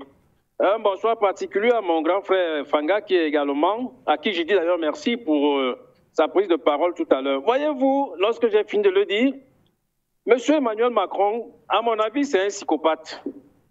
Parce que je vais vous poser à vous, M. Nguélé, une seule question. Donnez-moi le nom d'un seul chef d'État africain, n'est-ce pas, qui s'est vu gifler en plein monde ou qui a encaissé, n'est-ce pas, un œuf en plein visage, en plein monde lors d'une mission, n'est-ce pas, d'une tournée politique ou alors d'une mission administrative aussi présidentielle comme celle de Macron.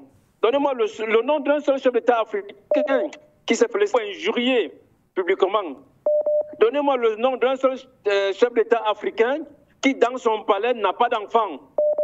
Vous comprenez donc que Emmanuel Macron est un psychopathe qui sait déjà qu'il a perdu, n'est-ce pas, avec sa prochaine campagne, qui sait qu'il a perdu vis-à-vis, n'est-ce pas, face à l'opposition française, qui sait qu'il a perdu en Afrique.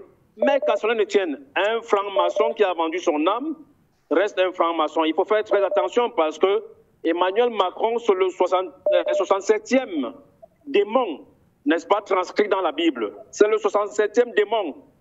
Et il incarne ses parents de la 227e génération de ces démons-là. Que ce soit au Tchad, que ce soit en Côte d'Ivoire, il faut faire très attention parce que ces deux chefs d'État n'ont fait que du folklore. je puis parer ma tête que l'armée française ne partira pas comme l'on a pensé. Il faut faire très attention. Et c'est pour cette raison, j'attire même l'attention de M. Déby, qui est aujourd'hui Marshal. Parce que lorsqu'on tue son père, c'est après qu'il ait porté cette tunique de Marshal, que lui-même s'apprête, parce que nous avons cru, moi particulièrement, j'ai cru qu'il aurait pu venger son père en prenant des mesures très sévères. Mais malheureusement, il joue à un petit jeu trouble qui lui coûtera la vie. Parce que cette tunique de Marshal, je ne crois pas qu'il soit plus que ça. La France va l'éliminer très bientôt. Il en est de même pour Ouattara qui joue avec le feu. Parce que le peuple reste le feu. Qu'il fasse très attention. Alors, la France aujourd'hui, pour sortir, la France aujourd'hui a tout perdu. La France n'a plus le contrôle, n'est-ce pas, du sous-sol africain. La France n'a plus le contrôle de l'uranium du Niger, du pétrole, ainsi de suite. Voilà ce qui fait baver Emmanuel Macron, qui sent déjà sa mort prochaine, qui sent déjà son départ de l'Élysée et qui sait qu'il n'a plus la place en France. Il ira rester peut-être entre les cuisses de Brigitte pour jouer au bébé là-bas. Parce qu'un chef d'État responsable ne peut pas avancer tout ce qu'il vient de dire. Je suis indigné parce que Emmanuel Macron vient d'insulter tous les chefs d'État africains. Et ceci devrait servir d'exemple aux chefs d'État africains qui sont encore des petits boniches de l'Élysée. On vient d'être indigné. Mais à vous, M. Nguéné, je vais vous dire, à vous, For You Media comme à Afrique Media, ne baissez pas la garde. Vous venez de donner une leçon historique aux médias occidentaux qui ont compris enfin que le panafricanisme est une injection qui, n'est-ce pas, cure les cerveaux des cinglés, des cervelés comme ces chefs d'État-là. Ils ont compris. Donc n'ayez crainte en rien. Ils ont cherché par quel moyen vous déstabiliser, ils n'ont pas pu. Au jour d'aujourd'hui, ce sont les pleurs. Lorsqu'on parle des faux panafricains, qu'est-ce qu'ils ont fait d'Afrique Média? Ils ont multiplié Afrique Média avec la complicité de certains chefs d'État africains pour essayer de brouiller, n'est-ce pas, l'opinion africaine. Mais nous sommes restés unis. Et nous avons toujours regardé dans la même direction. Il en est de même pour For You Media. Merci pour cette bastonnade historique que vous avez donnée à Emmanuel Macron, qui d'ailleurs a envoyé un message très fort aux autres pays. Merci Il à a vous, envoyé un message très fort de faire très attention avec les médias africains. Merci. Donc, merci je vous remercie. C'est nous qui vous disons merci. Zerfel, vous avez également 2 minutes de temps de parole. Bonsoir et bienvenue. Ok, bonsoir. Bonsoir Nguéné. Bonsoir Parfum d'Homme. Bonsoir le pasteur. Je vais m'excuser d'abord auprès du doyen. Hier, je ne me suis pas adressé à vous. Vous m'avez répondu, mais comme je ne pouvais pas répondre directement, je m'excuse parce que la tête ne peut pas être là et puis le genou va porter le chapeau. C'est vous qui donnez les conscientisations et les conseils à tous ceux qui viennent là. Non, moi, je ne me suis pas adressé à vous. Parce que ce que j'ai dit hier, ce n'est pas chez vous que je me suis adressé. Je sais de quoi je parle. Maintenant, je vais parler du sujet qui est là. Voyez-vous ce qui se passe aujourd'hui quand sur des petits présidents français, ils arrivent sur les plateaux et puis ils commencent à insulter les Noirs. Ça dépend des dévanciers. Ceux qui ont pris les faux poignées, les bongos, les quoi. Parce que 1, 2, 3, quand ils ont des élections chez eux, ils viennent avec des valises, on remplit des diamants, on remplit des jetons, et des choses là, de l'argent, on les donne. Regardez tout récemment, ce n'est pas la première fois qu'on nous insulte. Quand Sarkozy est parti au Sénégal, devant tous les Sénégalais qui parlent aujourd'hui, qui sont élus démocratiquement là, on les insultait, qu'est-ce qu'ils ont dit? Qui a ouvert la bouche pour dire à Sarkozy que ce que tu viens de dire là, il faut avaler? Personne. On a vu au Burkina, celui qui était là qu'on a enlevé maintenant, Kaboré ou quoi, excusez-moi si c'est son nom, devant lui, on a humilié devant ses enfants. Et ce qui a parlé, c'est la même chose. Parce que quand il y a c'est-à-dire que c'est une habitude. C'est-à-dire que quand il voit, Macron, il a été surpris que la réaction de certains pays africains, les réactions, c'est la surprise. Donc, il est dans une tourmente que lui-même, il ne sait pas où il est.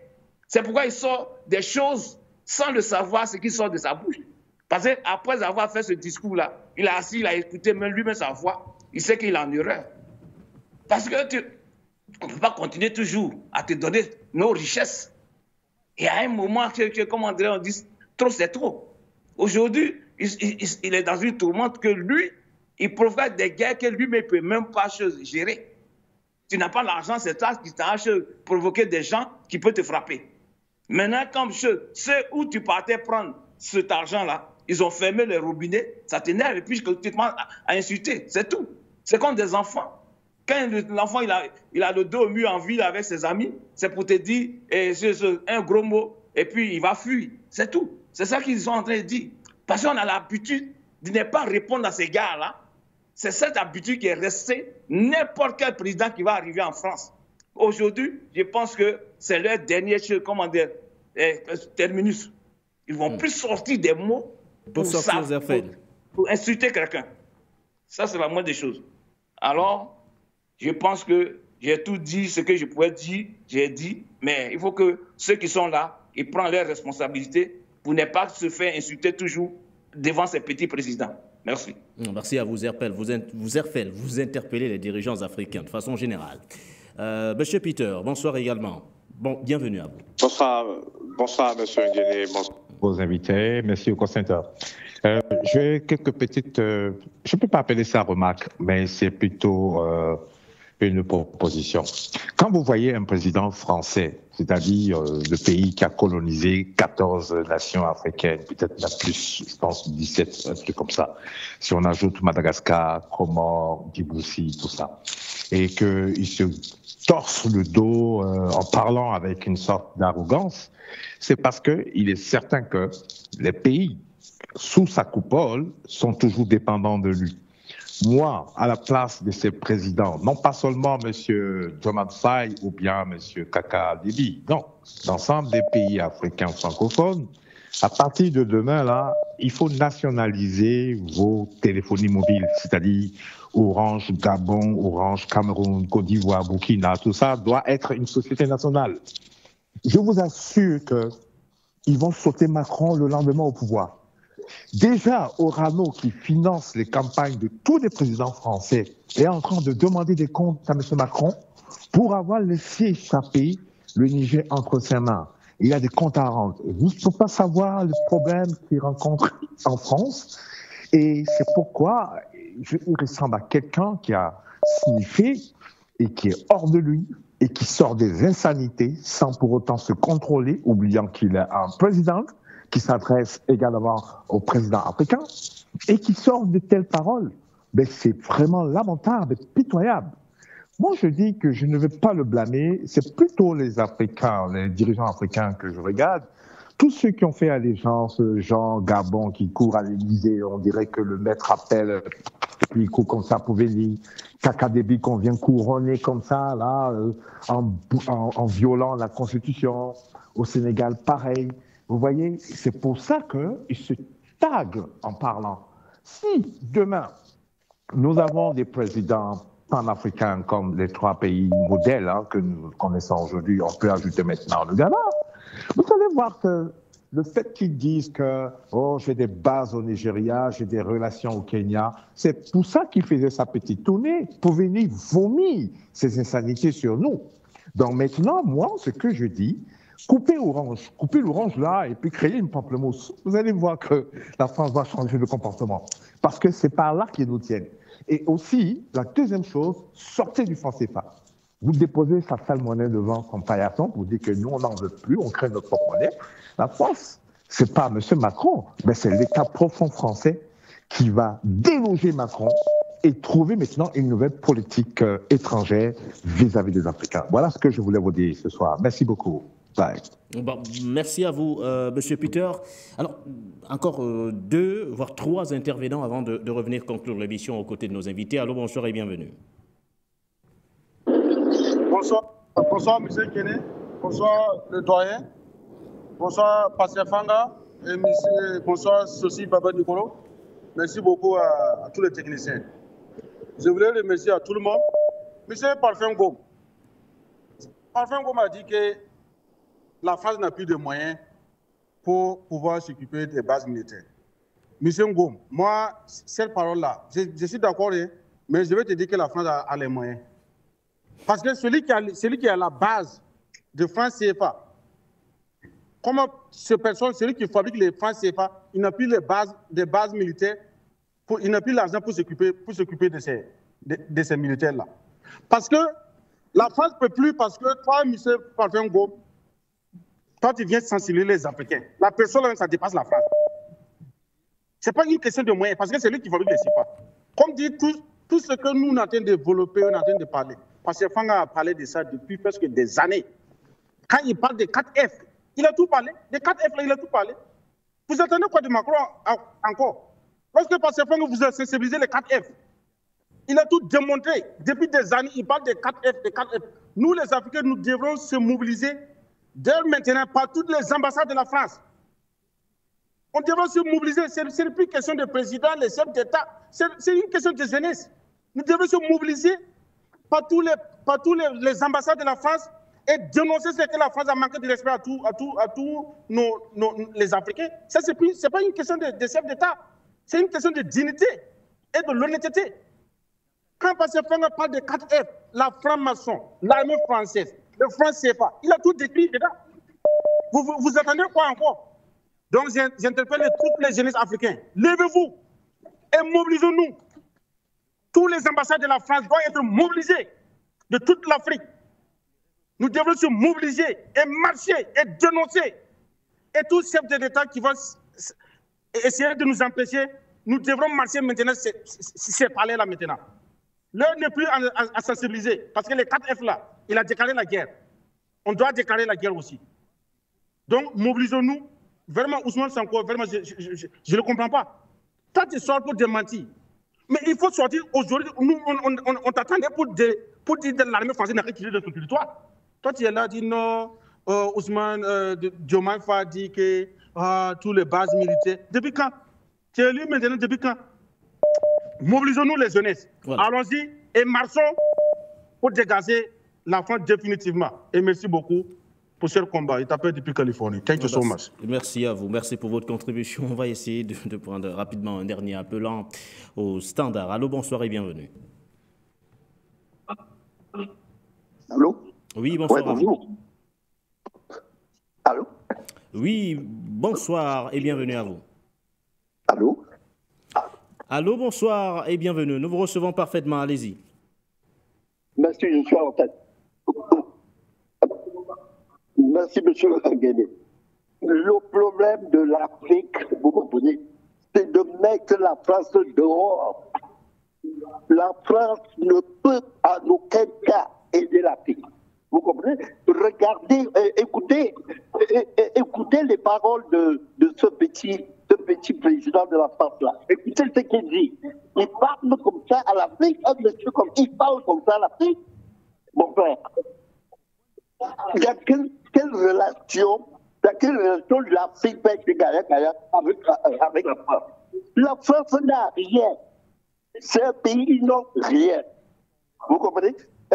Je vous dis, l'occasion que nous, Africains, nous avons maintenant, c'est de maintenir, de ne pas le lâcher.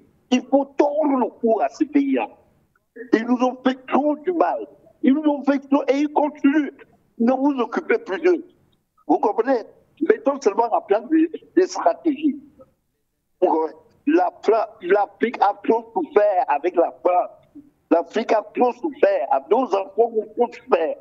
Je crois que la génération après l'indépendance, c'est cette génération-là qui va nous sauver. Vous comprenez? Parce qu'un pays comme la France, c'est un torsu. La France n'a rien.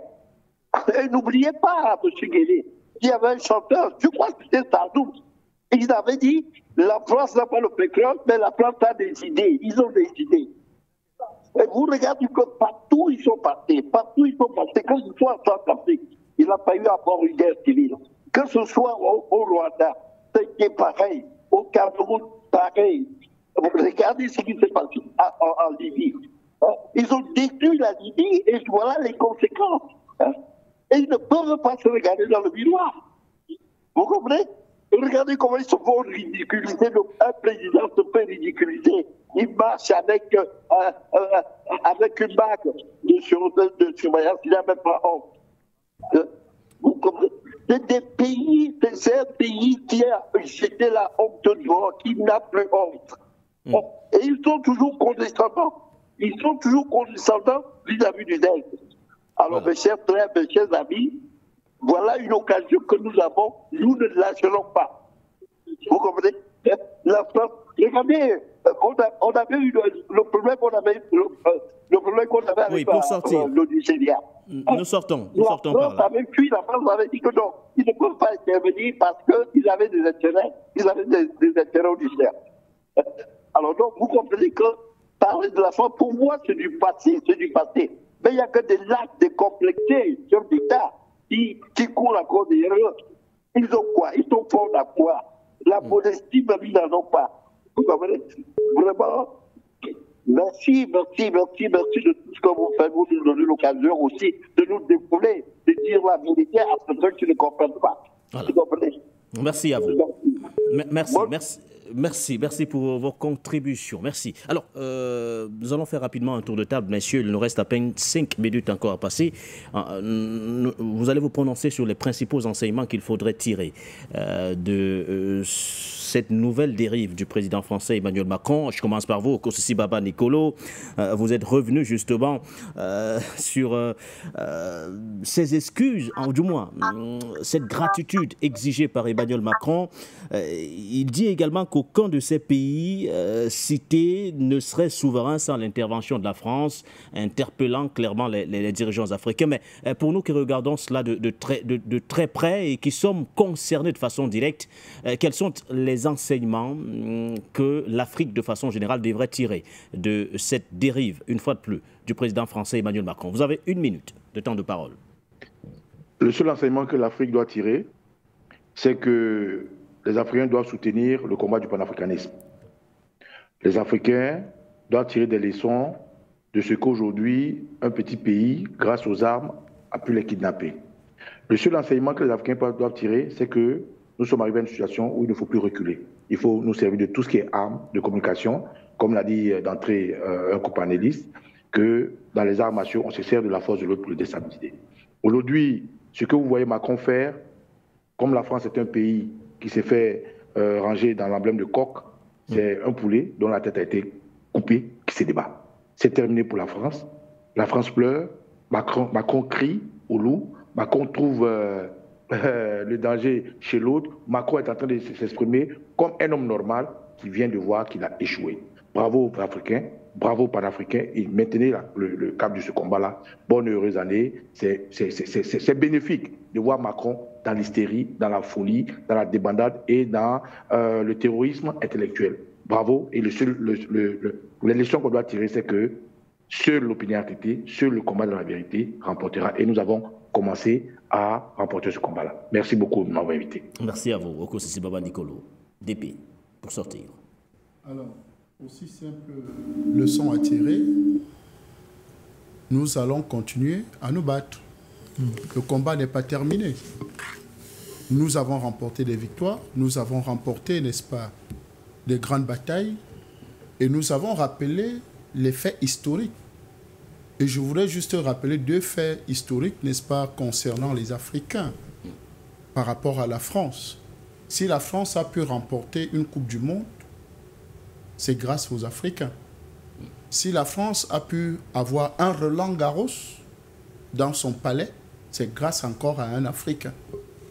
Donc vous voyez que ce soit les médailles sportives, que ce soit les victoires économiques, que ce soit les victoires politiques, que ce soit les victoires, n'est-ce pas, géostratégiques et géopolitiques. Parce que pour que De Gaulle ait une place au Conseil de sécurité ou bien réussisse, n'est-ce pas, à négocier avec les États-Unis et tout le reste là, il a fallu qu'il fasse, n'est-ce pas, de la diplomatie, faisant croire que non, il a 14 États africains qui sont derrière lui, qui l'accompagnent dans sa politique. Et donc, ça a donné une grosseur à la France, n'est-ce pas, une épaisseur à la France pour justement négocier certains accords. Donc je pense qu'aujourd'hui, les 14 États ou 15 États ou 17 États, ou en fait partout où la France a encore de l'influence, nous devons nous lever comme un seul homme et dire, monsieur, dégagez.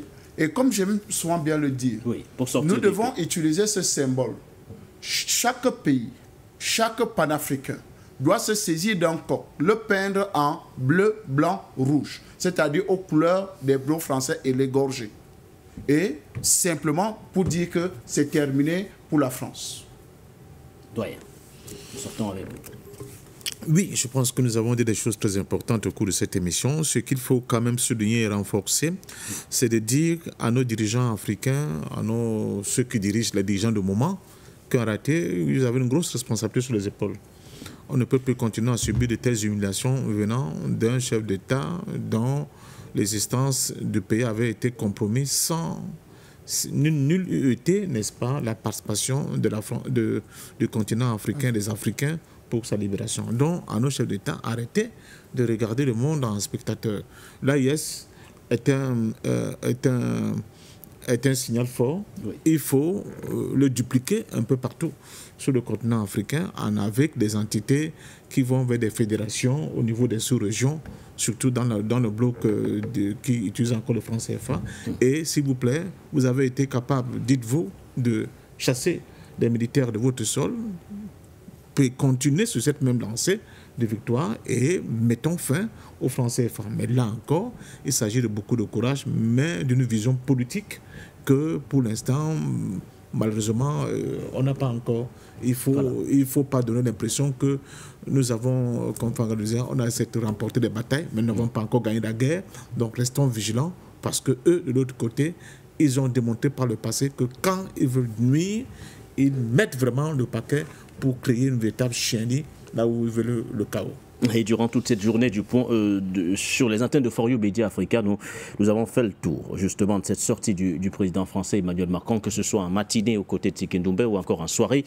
Merci à vous. Nous vous donnons rendez-vous demain mercredi pour le mercredi des téléspectateurs. Merci à vous, messieurs. André Christelle Fanga, Patient Parfendom, Oko Sibaba Nicolo. Merci à nos nombreux téléspectateurs, téléauditeurs ou encore auditeurs. Merci surtout à la grande équipe de la réalisation. Portez-vous bien.